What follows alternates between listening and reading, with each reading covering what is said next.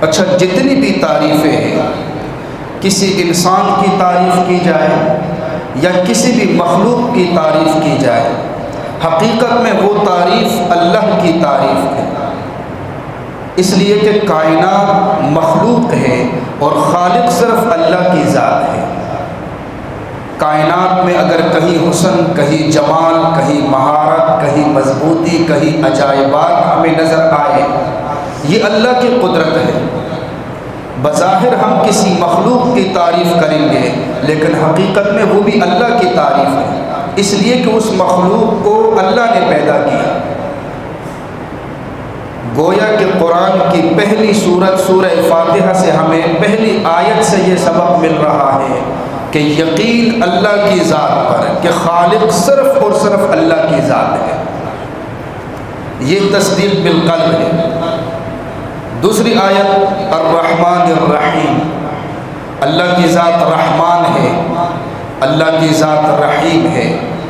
اللہ تعالیٰ کی رحمت عام ہے، اللہ مسلمان کو بھی دے رہا ہے، اللہ کافر کو بھی دے رہا ہے، اور صرف اللہ کی ذات رحمان اور رحیم ذات ہے۔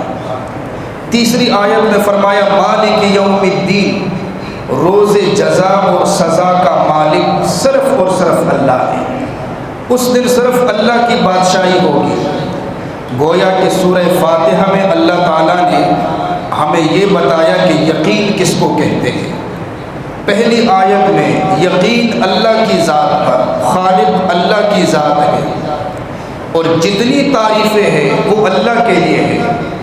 دوسری آیت میں ہمیں بتایا کہ یقین کس کو کہتے ہیں، رحمان ذات بھی اللہ کی ہے، رحیم ذات بھی اللہ کی ہے، اور مالک یوم الدین ذات بھی اللہ کی ہے۔ مسلمان کو بتایا گیا کہ پہلے اس یقین کو مضبوط کرے، جب یہ یقین مضبوط ہوگا تو اگلا مرحلہ ایاک نعبد، اس کے بعد عبادت شروع ہوتی ہے۔ یقین کے بعد عبادت، وَإِيَّاكَ نَسْتَعِينُ، ہم خاص تیری ہی عبادت کرتے ہیں اور تجھ ہی سے مدد طلب کرتے ہیں۔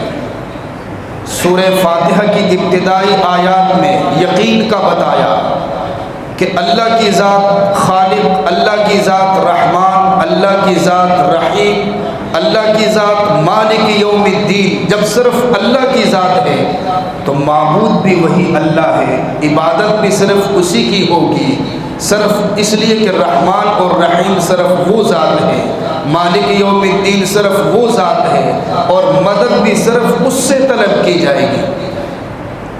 اور اللہ کے نبی نے فرمایا اذا سألت فاسأل اللہ واذا استعنت فاستعن باللہ، فرمایا جب بھی سوال کے لیے ہاتھ اٹھانے ہو تو اللہ کے سامنے ہاتھ اٹھاؤ، اور جب بھی مدد طلب کرنی ہو تو صرف اللہ سے مدد طلب کر۔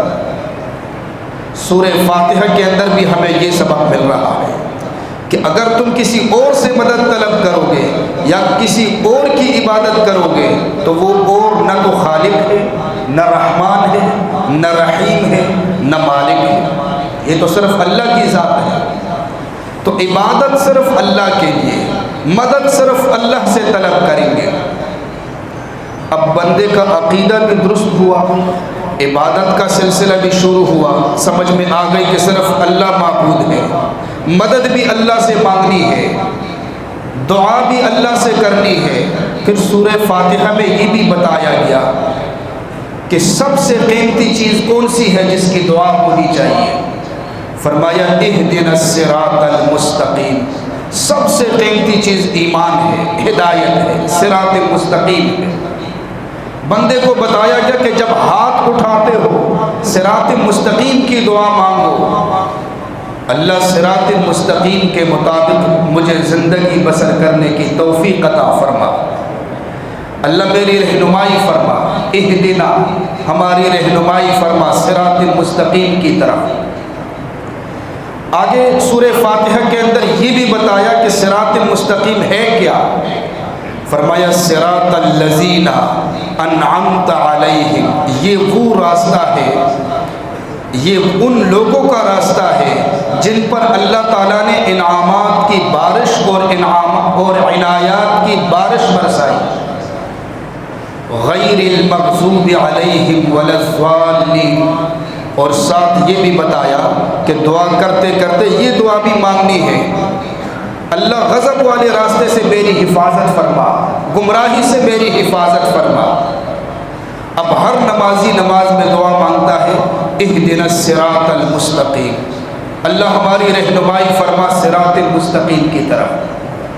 اللہ کی طرف سے جواب آ گیا ذالک الکتاب لا ریب فیہ، یہ کتاب ہے جس میں کسی قسم کا شک شبہ نہیں، یہی صراط مستقیم ہے. ھدی للمتقین. اور آگے فرمایا صراط مستقیم والوں کی صفات کیا ہے؟ الذین یؤمنون بالغیب ویقیمون الصلاۃ ومما رزقناہم ینفقون. وہ لوگ جن کا ایمان بالغیب ہے، جو نماز کی پابندی کرتے ہیں، جو اللہ کے راستے میں خرچ کرتے ہیں، جو تمام انبیاء پر ایمان رکھتے ہیں اور تمام کتب پر ایمان رکھتے ہیں اور آخرت کے دن پر ایمان